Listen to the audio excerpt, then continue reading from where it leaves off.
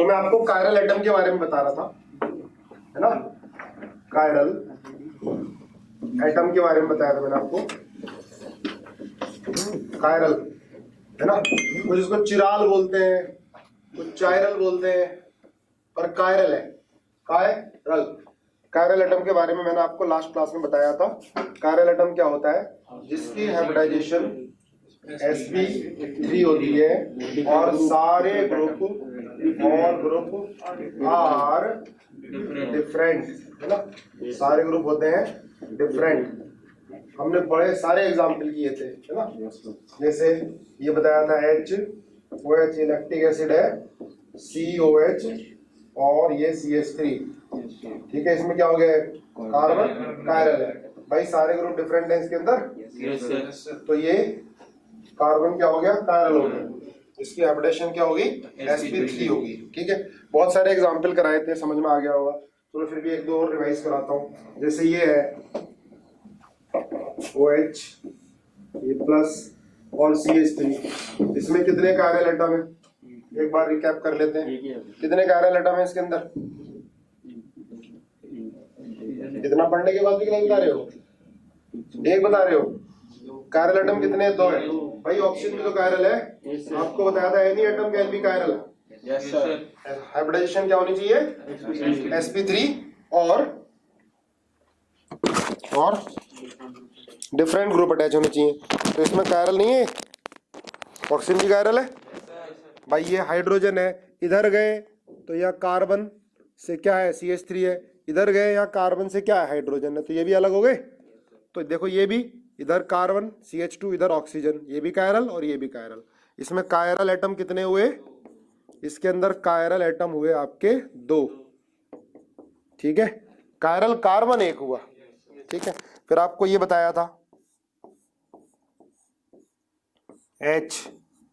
OH CH3, इसमें बताओ कितने कायरल एटम होंगे? 1 2 3, कितने होंगे? सौम्य कह रही है 0 होंगे भाई। ये देखो, चलो ये दोनों तो डिफरेंट है, पर यहाँ पर आ गए आप, मैंने आपको बताया था वॉकी टॉकी वाला मेथड, है ना। यहाँ तक ये सेम ही आ रहा है सारा, तो ये कायरल नहीं होगा, इसमें कोई कायरल एटम नहीं है। अभी हम कायरल एटम की बात कर रहे हैं, कायरल कंपाउंड की बात नहीं कर रहे, ठीक है। ओके, तो क्लियर हुआ था? अच्छा, जैसे ये है NHCH3 और OH प्लस कायरल है NCH2CH3 OH CH3H प्लस, ये कायरल है। ऊपर और नीचे वाला कौन कायरल है? इसमें ऊपर वाला कायरल नहीं है, पर नीचे वाला कायरल है, ठीक है।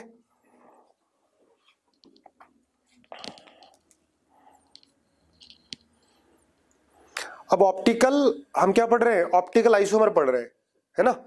ऑप्टिकल आइसोमर हम पढ़ रहे हैं, इसी में कायरल सेंटर आया था। ऑप्टिकल आइसोमर्स पढ़ रहे हैं हम लोग, आइसोमेरिज्म, ऑप्टिकल आइसोमेरिज्म, है ना। इसकी डेफिनेशन क्या लिखाई थी? Compound having same molecular formula, ठीक है, सेम स्ट्रक्चरल फॉर्मूला, पर क्या था? डिफरेंट ओरिएंटेशन, या कह सकते हैं ऑप्टिकल में different nature towards light. Different nature, क्या बोलोगे? सेम मॉलिक्यूलर फॉर्मूला, स्ट्रक्चर भी आपको देखने में लगेगा, पर क्या होता है ऑप्टिकल में? Different nature towards light. ऐसे दो कंपाउंड जिसका मॉलिक्यूलर फॉर्मूला सेम होगा, पर लाइट के लिए उसका नेचर डिफरेंट होगा। तो बड़ी अजीब बात हो गई है ना, ये क्या हो गया? फिर लिख लो, उसका क्या होगा? Different nature towards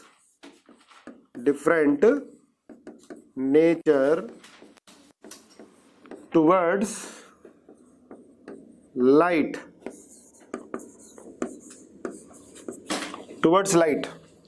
different nature towards light, थोड़ा अच्छे से समझेंगे इसको।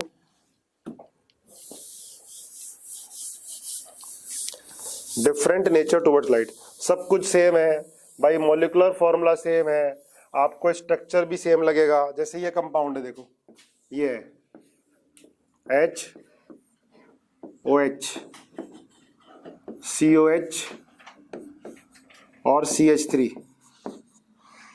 दूसरा ये है OH, H,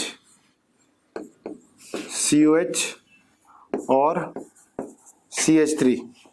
अब ये देखो दोनों कंपाउंड जो हैं आपको सेम लग रहे हैं, सेम मॉलिक्यूलर फॉर्मूला है,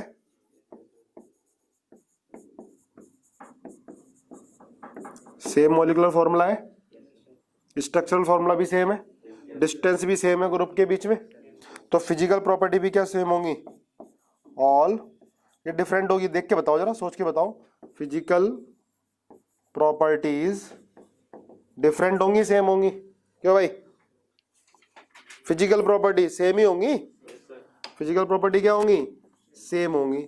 अब आप कहोगे सर आपने ये भी तो पढ़ाया था, स्टीरियो होते हैं H CH3 H CH3 और ये क्या हो गया C डबल बॉन्ड, इसका कॉन्फ़िगरेशन चेंज कर दो इसका, तो ये CH3 H और H और CH3, ठीक है। दोनों क्या बन गए, ये दोनों क्या होते थे, GI होते थे, ज्योमेट्रिकल आइसोमर। अब आप देखो यहाँ पर क्या हो गया, फिजिकल प्रॉपर्टी चेंज हो जाती थी भाई, यहाँ CH3 पास है, यहाँ CH3 दूर हो गए, इसका डाइपोल मोमेंट अलग, इसका डाइपोल मोमेंट अलग, तो इनकी सारी फिजिकल प्रॉपर्टी क्या होती थी, डिफरेंट, है ना, सारी डिफरेंट फिजिकल प्रॉपर्टी होती थी, बोलो। लेकिन इसमें क्या डिफरेंट फिजिकल प्रॉपर्टी होंगी इन दोनों में? आपको लगेगा यार ये तो सेम ही है, इसमें तो यहाँ पर जो डिस्टेंस यहाँ था वही डिस्टेंस यहाँ पर है, जो H और CH3 का यहाँ पर था वही डिस्टेंस यहाँ पर है, तो इसमें फिजिकल प्रॉपर्टी क्या होंगी, सारी फिजिकल प्रॉपर्टी सेम। क्या केमिकल प्रॉपर्टी चेंज होंगी? क्यों भाई,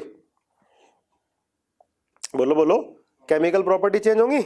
नहीं, सारी केमिकल प्रॉपर्टी भी सेम रहेंगी भाई। यहाँ भी OH है, यहाँ भी तो OH ही है, COH यहाँ भी है भाई, मॉलिक्यूलर फॉर्मूला सेम है और फंक्शनल ग्रुप भी तो सेम है।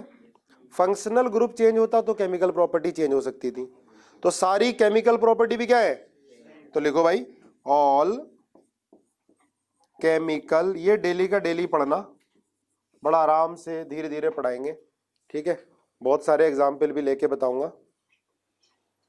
All chemical properties are same, इन दोनों कंपाउंड की केमिकल प्रॉपर्टीज भी सेम होंगी। अब डिफरेंट क्या है, जब सब कुछ सेम हो गया तो सर डिफरेंट क्यों बता रहे हो, ये तो सिमिलर ही हो गए, बट डिफरेंस क्या होगा ना, इनका दोनों का नेचर, इन दोनों का नेचर लाइट के लिए डिफरेंट होगा, ठीक है, इन दोनों का नेचर लाइट के लिए डिफरेंट होगा। अब कैसे डिफरेंट होगा, है ना, अब वो देखते हैं, ठीक है, क्यों बताता हूं अभी। तो ये दोनों जो है बेटा, ये सेम नहीं है तो डिफरेंट, इनका नेचर डिफरेंट होगा टुवर्ड्स लाइट, तभी तो ऑप्टिकल आइसोमर होंगे। ये ऑप्टिकल आइसोमर है, इसका मतलब कुछ ना कुछ तो डिफरेंट है, ठीक है। कैसे अभी मालूम चलेगा, पहले इतना लिख लो, पहले इतना लिख लो यार, अलग तो है, ठीक है, ये तो सब कुछ सेम है, फिजिकल प्रॉपर्टी सेम है, केमिकल प्रॉपर्टी सेम है, मॉलिक्यूलर फॉर्मूला सेम है, लेकिन कुछ ना कुछ तो अलग है, ठीक है। दोनों ही sp3 कार्बन है, ठीक है। चलो देखें, तो क्या होगा, एक होती है PPL, पहले PPL के बारे में समझते हैं। PPL है ना, बाद में देखेंगे क्या नेचर। PPL इसकी फुल फॉर्म है plane polarized light, plane polarized light. अब प्लेन पोलराइज्ड लाइट क्या होती है, PPL लिखो, प्लेन पोलराइज्ड लाइट, PPL।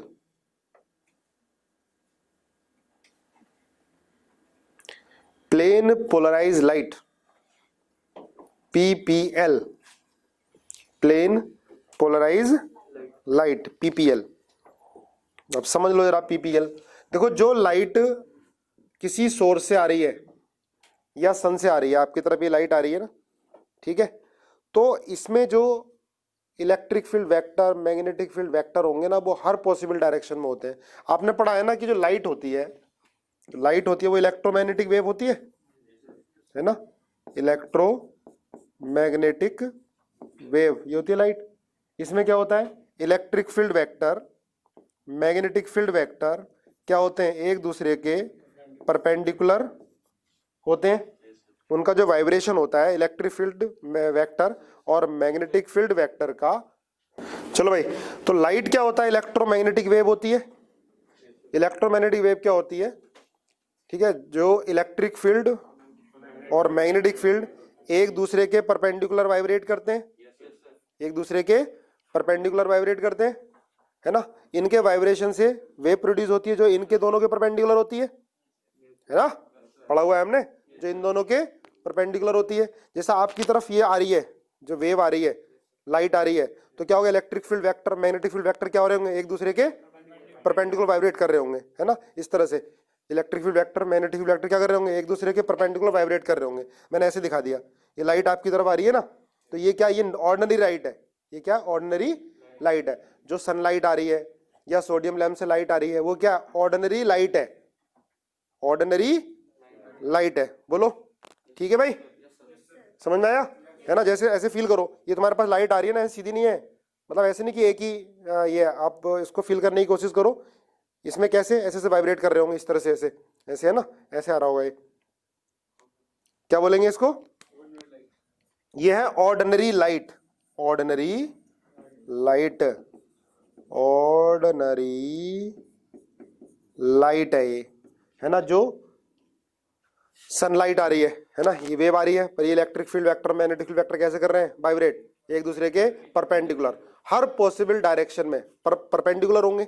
ये भी हो सकता है, ये भी हो सकता है, ऐसे भी हो सकता है, ऐसे भी हो सकता है ना। ये होता है इलेक्ट्रोमैग्नेटिक वेव। ये ऑर्डिनरी लाइट है, ये ऑर्डिनरी लाइट है। हाइपोथेटिकली ऐसे दिखा सकते हैं, ये इसके परपेंडिकुलर, ये ऐसे परपेंडिकुलर, ये ऐसे परपेंडिकुलर, ये ऐसे ऐसे दिखा सकते हैं। ये क्या हो गई, ऑर्डिनरी लाइट हो गई, ठीक है। हाँ, हमेशा परपेंडिकुलर ही तो होते हैं। इलेक्ट्रिक फील्ड और मैग्नेटिक फील्ड क्या होते हैं, एक दूसरे के परपेंडिकुलर वाइब्रेट करते हैं, और वाइब्रेट करेंगे तो इलेक्ट्रोमैग्नेटिक वेव प्रोड्यूस होगी जो उन दोनों के परपेंडिकुलर होगी। क्लियर है, ये तो हमने एटॉमिक स्ट्रक्चर में पढ़ा हुआ है। और कोई मीडियम की जरूरत है क्या इलेक्ट्रोमैग्नेटिक वेव को ट्रेवल करने के लिए, नहीं ना, वो तो वैक्यूम से भी आती है फिर इधर आ जाती है, ठीक है। अब सुनो, अब इसको हम पास करा देते हैं निकोल प्रिज्म से, निकोल प्रिज्म से, या कैल्साइट क्रिस्टल से, कैल्साइट क्रिस्टल से, साथ साथ लिखते हैं ना, राइटिंग मेरा ऐसी है, थोड़ा इस पे ऐसी आ रहा है, कैल्साइट क्रिस्टल, निकोल प्रिज्म से इसको पास कराते हैं। तो निकोल प्रिज्म क्या करता है, सिर्फ एक ही डायरेक्शन में जो इलेक्ट्रिक फील्ड, मैग्नेटिक फील्ड होता है उनको तो जाने देता है, बाकी सबको कैंसिल, बाकी सबको कैंसिल कर देता है, ठीक है, निकोल प्रिज्म। तो इससे जो लाइट निकलती है उसको बोलते हैं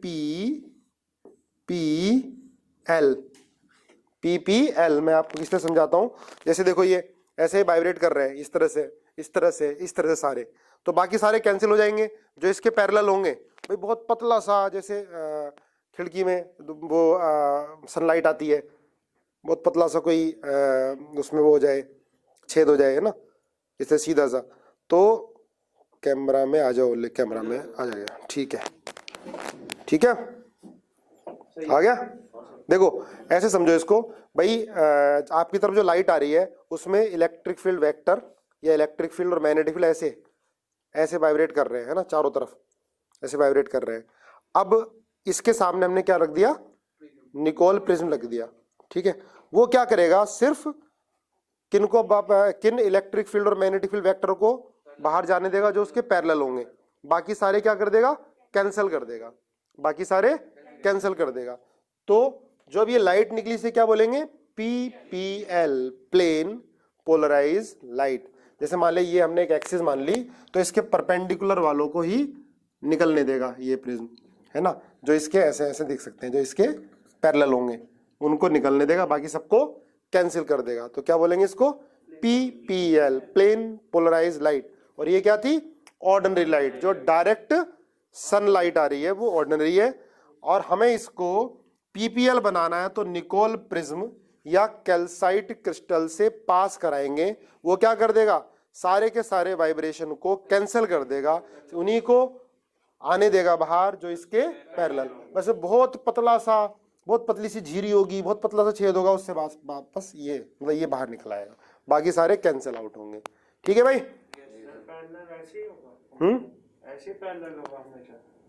ऐसे पैरेलल होगा हमेशा।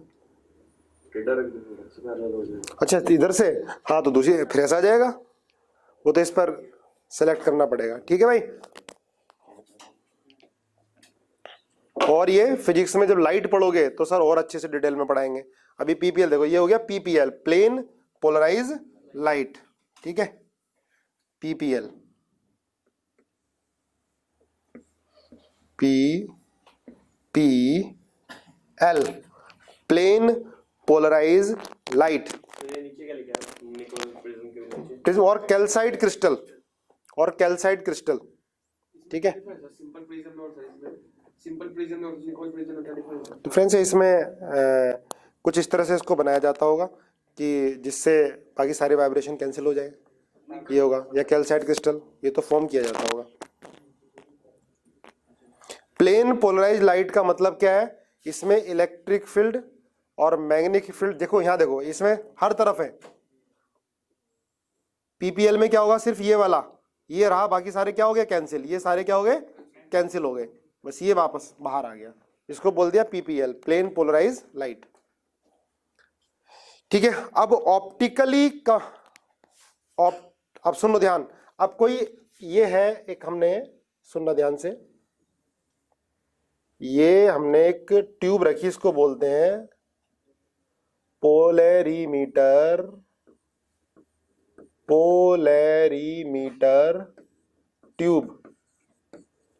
असल में क्या है यार, कि कौन सा कंपाउंड ऑप्टिकली एक्टिव है, मतलब कौन सा कंपाउंड ऑप्टिकल आइसोमेरिज्म शो करेगा।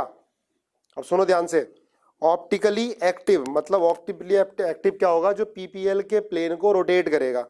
जैसे ऐसे देखो, ये है सीधा, ये PPL है, ये क्या है, ये PPL है, ये सीधी जा रही है आपको। अगर ये किसी कंपाउंड से पास करा के ऐसे हो जाती है या ऐसे हो जाती है, तो इसका मतलब कंपाउंड है ऑप्टिकली एक्टिव।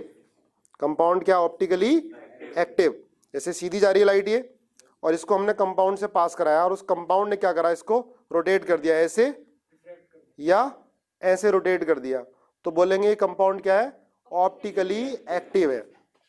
ठीक है, अब समझो जरा पहले। तो यहां हमने कोई कंपाउंड रख दिया, इसमें कंपाउंड डाल दिया, इसकी कोई कंसंट्रेशन होगी, इसको पोलैरिमीटर ट्यूब बोलते हैं। ठीक है, और जब इससे लाइट बाहर निकली,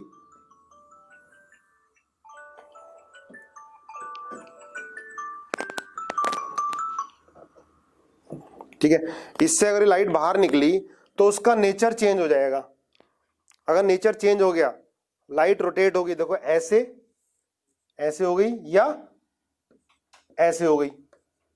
अब देखो तीन तरीके हो सकते हैं, तीन चीजें हो सकती हैं। रिजल्ट जो है इसका, जब इससे बाहर निकलेगी तो रिजल्ट क्या हो सकता है, सुनना ध्यान से। पहला तो ये ऐसी रहे, ठीक है। दूसरा, ये ऐसे चली जाए, क्लॉकवाइज रोटेट हो जाए, क्लॉक वाइज रोटेट हो जाए। तीसरा, ये ऐसे एंटी क्लॉकवाइज हो जाए। तीसरा, ये एंटी क्लॉकवाइज। अगर ये एज इट इज इस तरह से ही है, इसका मतलब PPL का प्लेन रोटेट, तो कंपाउंड क्या है, ऑप्टिकली इनएक्टिव है। अभी लिखो फिलहाल, और बहुत डिटेल में कराने वाला हूं। ऑप्टिकली इनएक्टिव है। जो मतलब रिफ्रैक्ट करवा दे वही है ऑप्टिकली एक्टिव। क्या, जो रिफ्रैक्ट करा दे, रिफ्रैक्ट अलग चीज है, रिफ्रैक्शन अलग चीज है। तो तो मतलब डायरेक्शन चेंज करा रहा है इसमें। रिफ्रैक्ट अलग चीज है, यहाँ पर भी तो रोटेशन है। पाथ चेंज करा चल समझाता हूँ मैं। ठीक है, रिजल्ट पहला क्या है, अगर ये एज इट इज ऐसी बाहर निकल जाती है, अगर ऐसी बाहर निकल जाती है तो क्या हो गया, ऑप्टिकली इनएक्टिव। अगर ये बैंड हो गई तो क्या हो जाएगा, ऑप्टिकली एक्टिव। देखो ये कैसे मालूम चला, इधर जो है ये कैसे मालूम चलता है, यहां पर लगा देते हैं एक रोटेटिंग स्केल, ऐसे ये रोटेटिंग स्केल हो जाता है। ये मान लिया 0 डिग्री है, ये 10 है, ये 20 है ना। ऐसे यहाँ पर 360 आएगा, या इसको मैं -10 कर दूं, -20 कर दूं, है ना। जैसे यहाँ पर देख रहा है कोई ऑब्जर्वर और उसको बिल्कुल पूरी इंटेंसिटी से लाइट दिखाई दे रही है, ठीक है। अब यहाँ देखा तो कम दिखाई दी, उसने रोटेट करके देखा कि रोटेट किया तो 20 डिग्री पर लाइट फुल दिखाई दी। इसका मतलब इसने पीपीएल के प्लेन को क्या कर दिया, 20 डिग्री रोटेट कर दिया। सर एक बार लास्ट वाला रिपीट कर दो, ये काफी सारे एग्जाम्पल से कराऊंगा। देखो इसको ऐसे देखना पड़ेगा, वो रिफ्रैक्शन अलग चीज है, वो नहीं है ना। ये सब एक्सपेरिमेंटल हो रहा है। ये यहाँ रोटेटिंग स्केल है, यहाँ से पीपीएल आ रही है, ये ऑप्टिकली हमने कोई भी कंपाउंड रख दिया, ठीक है। मान लिया ऑप्टिकली एक्टिव रख दिया, तो आप यहाँ से देख रहे हैं इसको, तो आपको लाइट थोड़ी कम दिखाई दी, फिर आपने रोटेट किया और 20 डिग्री पर फुल इंटेंसिटी की लाइट दिखाई दी, या किसी दूसरे कंपाउंड में -20 डिग्री पर फुल लाइट दिखाई दी। इसका मतलब ये जो कंपाउंड है वो पीपीएल के प्लेन को राइट रोटेट कर रहा है या लेफ्ट रोटेट कर रहा है, लाइट रोटेट कर रहा है लेफ्ट या राइट। तो ऑप्टिकली एक्टिव कंपाउंड क्या होंगे, जो पीपीएल के प्लेन को किसी भी डायरेक्शन में रोटेट कर दें, क्लॉकवाइज और एंटी क्लॉकवाइज, है ना। अब इसका मतलब तो क्या होगा, हमें हर कंपाउंड को देखना पड़ेगा। अब पूछ लिया साइंटिस्ट ने, किसी ने पूछ लिया एग्जामिनर ने, ये कंपाउंड क्या होगा, ऑप्टिकली एक्टिव होगा इनएक्टिव, तो हम क्या करेंगे, भागेंगे, देखेंगे इससे, है ना। एक्सपेरिमेंट हमें जाना पड़ेगा, लैब में देखना पड़ेगा। और ऑप्टिकली एक्टिव कंपाउंड थोड़े कम है और इनएक्टिव बहुत ज्यादा है, लेकिन कम भी तो बहुत सारे होंगे, लाखों करोड़ों में। तो हम ऐसे तो देखेंगे नहीं कि हमेशा ही कहाँ जाएंगे, लैब में जाएंगे और चेक करेंगे, ठीक है। ये पूरा जो एपरेटस है बेटा, ये क्या होता है, इसको बोलते हैं पोलरीमीटर। ये क्या होता है, पोलरीमीटर, पोलरीमीटर। ये पूरा एपरेटस क्या होता है, पोलरीमीटर। ये क्या होता है, सोर्स ऑफ लाइट, ये है सोर्स ऑफ लाइट। एक बार देखना ध्यान से, ये लाइट है ऑर्डिनरी लाइट, जिसमें इलेक्ट्रिक फील्ड और मैग्नेटिक फील्ड हर पॉसिबल डायरेक्शन में परपेंडिकुलर वाइब्रेट कर रहे हैं। ये हमने पोलराइजर ले लिया, इसे क्या बोलते हैं, पोलराइजर। एक बार जरा दोबारा देखो, इसे क्या बोलते हैं, पोलराइजर। इससे जो लाइट बाहर आएगी वो क्या बन जाएगी, पीपीएल, प्लेन पोलराइज लाइट। जितने भी वाइब्रेशन थे जो इसके पैरेलल नहीं थे, उनको सबको इसने कैंसिल कर दिया। बाहर जो लाइट आई क्या आई, पीपीएल। फिर हमने देखना है कि ये भाई कंपाउंड को देखना है कि ये ऑप्टिकली एक्टिव है या इनएक्टिव है ना, या ये पीपीएल के प्लेन को राइट में रोटेट कर रहा है या लेफ्ट में रोटेट कर रहा है। तो फिर हमने वो कंपाउंड रख दिया, फिर उसको हमने देखा। तो इस पूरे एक्सपेरिमेंट से मालूम चलेगा कि कंपाउंड ऑप्टिकली एक्टिव है या इनएक्टिव, या एक्टिव है तो वो पीपीएल के प्लेन को राइट में रोटेट कर रहा है या लेफ्ट में रोटेट कर रहा है, और कितना रोटेट कर रहा है वो भी पता चलेगा, और कितना रोटेट कर रहा है वो भी मालूम चलेगा। किससे, एक्सपेरिमेंट से। अब किसी भी कंपाउंड को देखना है तो हम एक्सपेरिमेंट थोड़ा ना करते जाएंगे, ठीक है भाई। लिख लिया, लिखते जाओ जो चीजें हैं, धीरे धीरे सारी चीजें क्लियर होंगी अच्छे से, ऐसे नहीं छोड़ने का आपको इजीली।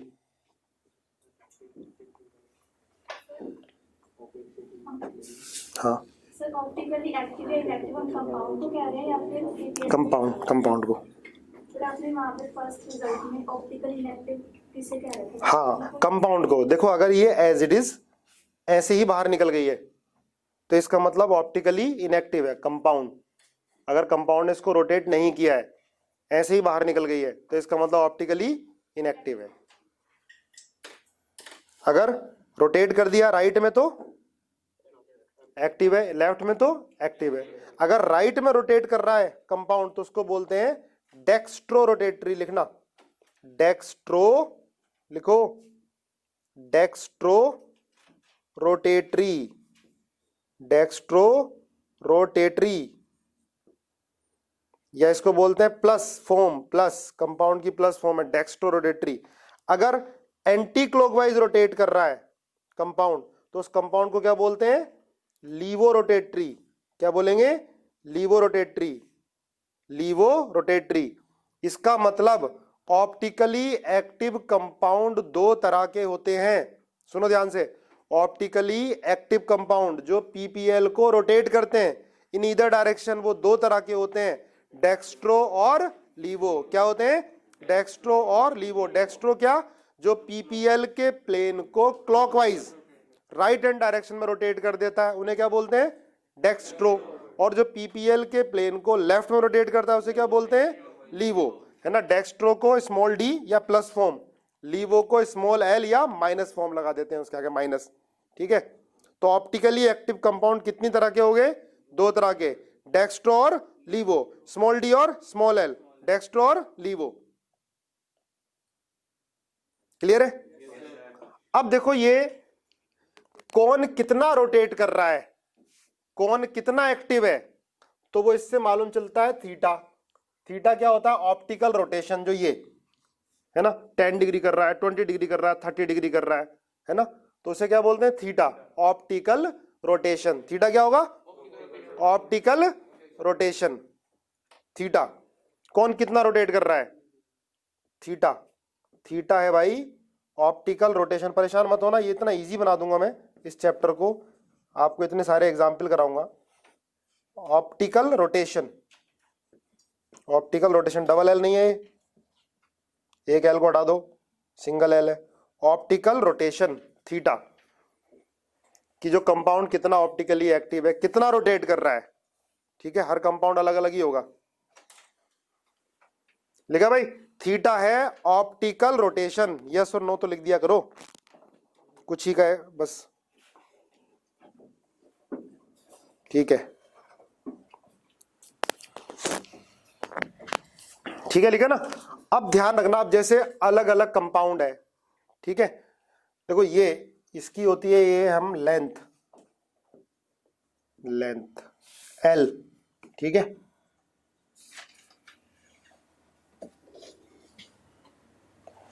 अब हमें अलग अलग कंपाउंड का जो ऑप्टिकल रोटेशन है वो कंपेयर करना है, तो क्या करना होगा? लेंथ को फिक्स करना होगा, और जो इसमें कंसंट्रेशन रख रहे हैं उसको, कंसंट्रेशन को भी फिक्स करना होगा। ध्यान रखना, लेंथ को फिक्स करना होगा और कंसंट्रेशन। मान लिया यहाँ कंसंट्रेशन क्या है? C ग्राम पर ml, ग्राम पर ml में लेते हैं कंसंट्रेशन। ये जो कंपाउंड होगा इसके अंदर, जिस कंपाउंड को देख रहे हैं कि इसका ऑप्टिकल रोटेशन कितना है या ये ऑप्टिकली एक्टिव है इनएक्टिव है, तो कंपाउंड की कंसंट्रेशन ग्राम पर ml में साथ साथ में लिखते जाओ। और जो लेंथ ली जाती है वो डेसीमीटर में, डेसीमीटर में। लेंथ किसमें? डेसीमीटर में। ठीक है,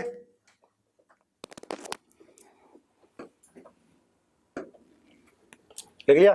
ग्राम पर ml, ग्राम पर ml क्या? कंसंट्रेशन ऑफ जो कंपाउंड ले रखा है अपना ऑप्टिकल एक्टिव, उसकी कंसंट्रेशन। और लेंथ किसमें? डेसीमीटर में। ठीक है, अब अलग अलग कंपाउंड का अगर हमें रोटेशन, अलग अलग कंपाउंड का अगर हमें रोटेशन कंपेयर करना है तो लेंथ और कंसंट्रेशन को फिक्स कर दो, है ना। लेंथ कर दो 1 डेसीमीटर, ठीक है, और कंसंट्रेशन 1 ग्राम पर ml। तो उस समय जो थीटा ऑब्जर्व होता है, जो कैलकुलेट होता है थीटा ऑप्टिकल रोटेशन, उसे क्या बोलते हैं? Specific rotation. क्या बोलेंगे उसको? Specific rotation. क्या बोलेंगे? Specific rotation. उसको हम अल्फा से डिनोट करते हैं, उसको डिनोट करते हैं अल्फा से। ठीक है, अल्फा से डिनोट करते हैं, जरा नोट करो, उसको नोट करेंगे अल्फा से। ठीक है, अल्फा, तो मैं क्या लिख सकता हूं इसको? अल्फा थीटा अपॉन सी इंटू एल। बोलो, C1 L1, तो अल्फा किसके बराबर है? थीटा के बराबर है। अल्फा को क्या बोलते हैं? Specific rotation. थीटा को बोलते हैं ऑब्जर्व्ड रोटेशन। अल्फा क्या बोलेंगे? Specific rotation. मतलब समझ, स्पेसिफिक रोटेशन क्या है? Specific rotation is a amount of rotation when concentration optically active compound की कितनी 1 ग्राम पर ml और लेंथ कितनी 1 डेसीमीटर क्यूब। तो क्या बोलेंगे इसको? Alpha, specific rotation.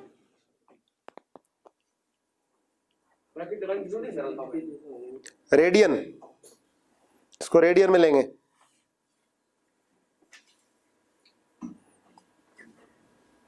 यहां पर रेडियन में लेंगे जब आप अल्फा फाइंड करोगे। अच्छा, इसकी यूनिट क्या हो गई? इसकी यूनिट अल्फा की, तो क्या लिखोगे? रेडियन, रेडियन पर कंसंट्रेशन क्या होती है? ग्राम।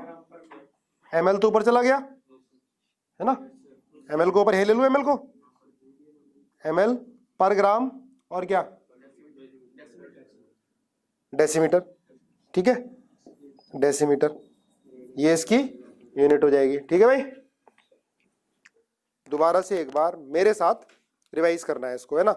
तो ये क्या होता है? पोलरीमीटर होता है। पोलरीमीटर किस काम आता है? कंपाउंड को पता करने के लिए एक्टिव है या इनएक्टिव है। या अगर एक्टिव कंपाउंड है तो वो क्या करेगा? पीपीएल के प्लेन को लेफ्ट रोटेट करेगा या राइट रोटेट करेगा। ठीक है, लेफ्ट या राइट रोटेट करेगा। क्लियर है सर? नीचे क्या लिखा है दिख नहीं रहा? ये बेटा मैंने अल्फा की यूनिट लिखी है, रेडियन ml पर ग्राम पर डेसीमीटर। ठीक लिखिए भाई ये यूनिट। ठीक है, देखो जो यहां से हम देख रहे हैं, कोई भी कंसंट्रेशन हो तो वो तो है थीटा, ऑप्टिकल रोटेशन। अगर हमने कंसंट्रेशन 1 कर दी, डेसीमीटर 1 कर दिया, तो उसे क्या बोल दिया? स्पेसिफिक रोटेशन बोल दिया। उसे क्या बोल दिया? स्पेसिफिक रोटेशन बोल दिया, बस। ठीक है, क्लियर है?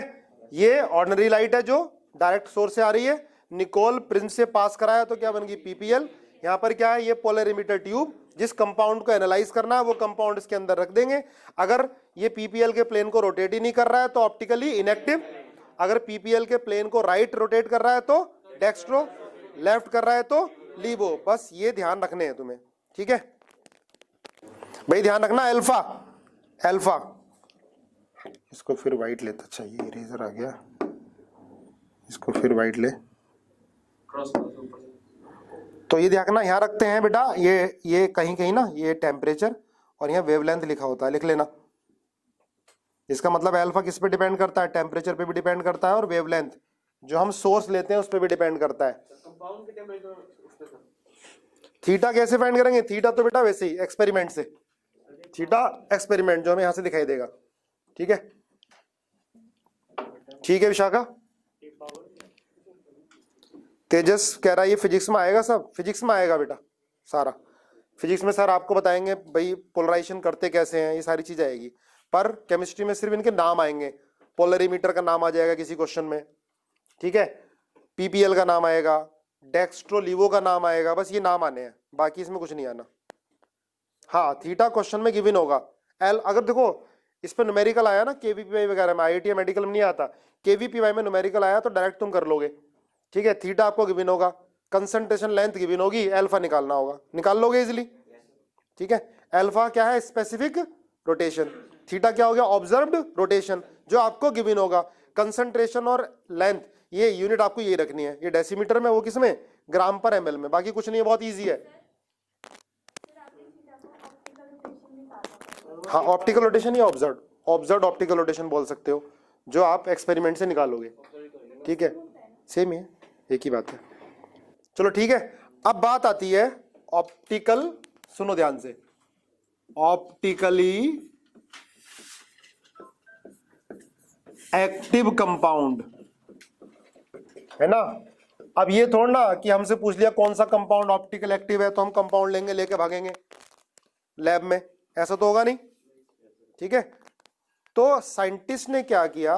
तरीके बना लिए, बहुत सारे एक्सपेरिमेंट करके देखे, बहुत सारे एक्सपेरिमेंट करके देखे, और क्या पाया कि कुछ पर्टिकुलर टाइप के कंपाउंड जो हैं वही ऑप्टिकली एक्टिव है। ऑप्टिकली एक्टिव मतलब जो पीपीएल के प्लेन को रोटेट करते हैं इन ईदर डायरेक्शन, क्लॉकवाइज और एंटी क्लॉकवाइज। तो उन्होंने कुछ पर्टिकुलर कंपाउंड देखे जो पीपीएल के प्लेन को रोटेट कर रहे थे, और वो क्या होते हैं? डाइसिमेट्रिक। कौन से compound? Dissymmetric, unsymmetrical, unsymmetrical, dissymmetric compound. ठीक है, यह क्या बोलते हैं? जिन कंपाउंड में किरैलिटी होगी, जो कायरल कंपाउंड होंगे, किरैलिटी, समझ रहे हो ना? किरैलिटी, अनसिमेट्रिकल, डाइसिमेट्रिक। ऑप्टिकली एक्टिव कंपाउंड क्या होते हैं? जो पीपीएल के प्लेन को रोटेट करते हैं। तो हम भागेंगे थोड़ा ना बार बार देखने के लिए लैब में पोलरीमीटर से। तो बहुत सारे कंपाउंड, बहुत साइंटिस्ट ने बहुत मेहनत की होगी, बहुत सारे कंपाउंड में एक्सपेरिमेंट किए होंगे। तो उन्होंने क्या पाया कि कौन से कंपाउंड की जो नॉर्मल बंदा देख के बता सके कि कौन सा कंपाउंड पीपीएल के प्लेन को रोटेट करेगा। तो बहुत ज़्यादा एक्सपेरिमेंट करने के बाद उन्होंने क्या देखा कि जो भी कंपाउंड अनसिमेट्रिकल होते हैं या डाइसिमेट्रिक, है ना, डाइसिमेट्रिक मतलब अनसिमेट्रिकल, या क्या जो इनमें किरैलिटी होती है, हाँ डाइसिमेट्री, डाइसिमेट्री कर लो, जिनमें डाइसिमेट्री। ठीक है, तो वो कंपाउंड क्या होते हैं? ऑप्टिकली एक्टिव होते हैं, जिसमें किसी तरह की कोई सिमेट्री नहीं होती है, नो सिमेट्री, कोई एक्सेप्शन नहीं है। ठीक है, अभी सिमेट्री के बारे में डिटेल में पढ़ेंगे, जिसमें जो डाइसिमेट्रिक होते हैं, जो अनसिमेट्रिकल होते हैं। डाइसिमेट्री तो सिमेट्री हुआ, कौन कह रहा है डाइसिमेट्री सिमेट्री हुआ? हाँ, डिसिमेट्री तो लिखा है, डीआई तो लिखा है, ऐसा है क्या? अच्छा, एक और ऐसा आएगा। ठीक है ठीक है ठीक है, गलती हो गई, डिसिमेट्री, सही कर लो, गलती हो गई, डिसिमेट्री। तो जो कंपाउंड डिसिमेट्रिक होंगे, अनसिमेट्रिकल होंगे, या जिनमें किरैलिटी होगी, किरैलिटी मतलब जो डिसिमेट्रिक हो, है ना। मैंने कायरल एटम लिखाया है तुम्हें। कायरल एटम क्या होता है? जिस एटम के अराउंड कोई सिमेट्री ना हो, जो sp3 और हो, सारे एटम डिफरेंट हो। लेकिन ऐसा नहीं, कायरल एटम का कायरल कंपाउंड से कोई रिलेशन नहीं है। ऐसा नहीं कि कायरल एटम होगा तो कंपाउंड कायरल होगा, भाई ऐसे बहुत सारे कंपाउंड होंगे टेढ़े मेढ़े से जिसमें कोई सिमेट्री नहीं होगी। ठीक है, चलो देखते हैं आगे। ऑप्टिकली एक्टिव कंपाउंड, या क्या बोलते हैं इनको? कायरल कंपाउंड ही बोलते हैं। अब इसको काफी डिटेल में पढ़ेंगे, कायरल कंपाउंड।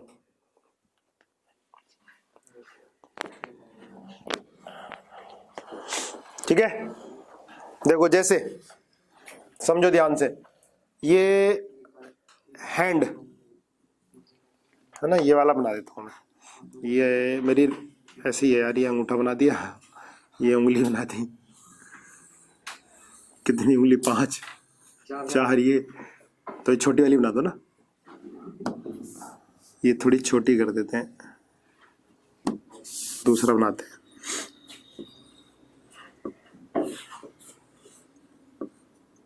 बनाओ जरा, सुंदर सा हाथ बनाओ।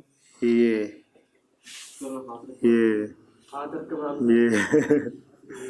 तीन, ये छोटी सी उंगली बना लो ना, इसको सीधी करो, है ना, नहीं तो अंगूठा लगेगा। ये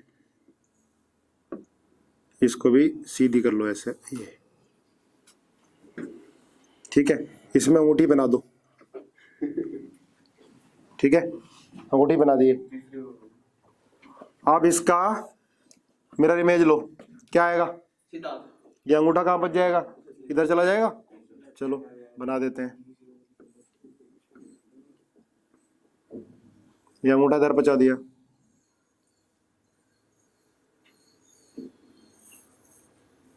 ये ऐसे उंगली बना दी, अंगूठी बना दी।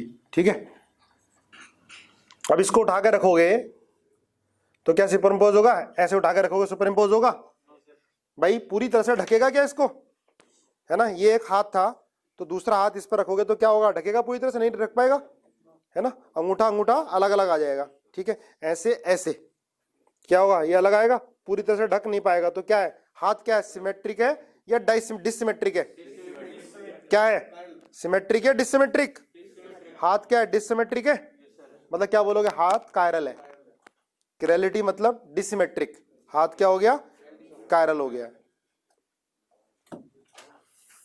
इसकी मिरर इमेज क्या हो गई, non super impossible. Mirror image क्या है, मिरर इमेज कायरल कंपाउंड की या कायरल ऑब्जेक्ट की नॉन सुपर इम्पोजेबल होती है।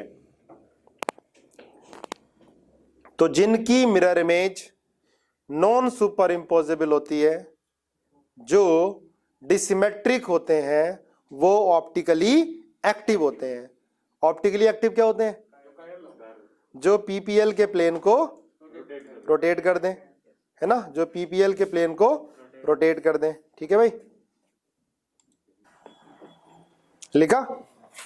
बहुत खतरनाक है, बहुत बुरी है, पता है मुझे राइटिंग बहुत खराब। तो जो मैं समझाना चाह रहा हूं वो तो समझ में आ गया ना, राइटिंग तो जैसी भी हो यार, ठीक है, राइटिंग तो जैसी भी हो, जो समझाना चाह रहा समझ में आ गया कि कंपाउंड क्या होना चाहिए ऑप्टिकली एक्टिव के लिए, डिसिमेट्रिक होना चाहिए, बस। चलो अब आगे देखो, जैसे ये है HOH, COH और CH3, ठीक है, इसकी मिरर इमेज लोगे तो क्या बनेगा भाई, ये आ जाएगा OH और यहाँ आ जाएगा H, ये COH आ जाएगा और ये CH3 होगा। देखो अब ये दोनों कंपाउंड, इसमें कोई सिमेट्री है क्या, इस कंपाउंड में कहीं से कोई सिमेट्री लग रही है तुम्हें? कायरल एटम है इसके अंदर, कोई सिमेट्री नहीं है, है ना। अब ये कंपाउंड देखो, अब इसको उठा के रखोगे आप ऐसे, क्या सुपर इंपोज होगा? इसको उठा कर रखोगे ऐसे, सुपर इंपोज होगा? ये नहीं होगा, ये सुपर इंपोज नहीं होगा। दोनों क्या हो गए, एक दूसरे की non super imposable mirror image. अब इन दोनों कंपाउंड में सारी प्रॉपर्टी सेम है, लेकिन एक पीपीएल के प्लेन को राइट रोटेट करेगा तो दूसरा लेफ्ट। अब ये नहीं पता कौन सा लेफ्ट रोटेट करेगा कौन सा राइट, ये कैसे मालूम चलेगा? ये कैसे मालूम चलेगा? देखो ये तो मालूम चल गया कि दोनों क्या है, ये ऑप्टिकली एक्टिव हैं। कैसे मालूम चला? इसमें किसी तरह की कोई सिमेट्री नहीं है और दोनों एक दूसरे की non super imposable mirror image है। इसको उठा के ऐसे रखोगे तो H के ऊपर OH आ रहा है, पूरी तरह से नहीं ढक पा रहा है, ठीक है। तो ये दोनों कंपाउंड ऑप्टिकल आइसोमर हो गए, दोनों ऑप्टिकली एक्टिव हो गए, दोनों ऑप्टिकली एक्टिव हो गए। एक पीपीएल के प्लेन को राइट रोटेट करेगा, मतलब एक D होगा, दूसरा क्या होगा, L। अगर ये L होगा तो दिया क्या होगा, D। ये तो कंफर्म है। एक डेक्स्ट्रो होगा तो दूसरा लीवो होना 100% है, ये लीवो है तो ये डेक्स्ट्रो होना है, ये कंफर्म है, क्योंकि ये एक दूसरे की non super impossible mirror image है। तो ऐसे दो कंपाउंड को क्या बोलते हैं? इनको बोलते हैं एनेंशियोमर्स। क्या बोलेंगे? एनेंशियोमर्स। इनको बोलते हैं एनेंशियोमर। क्या हो गया एनेंशियोमर्स, लिखो जरा। Two optically active compound, optically active compound which are known super imposable mirror image, which are non superimposable mirror image। ठीक है, ऐसे दो कंपाउंड जो एक दूसरे की non super imposable mirror image हो और ऑप्टिकली एक्टिव हो, उन्हें क्या बोलते हैं? एनेंशियोमर्स। किसको?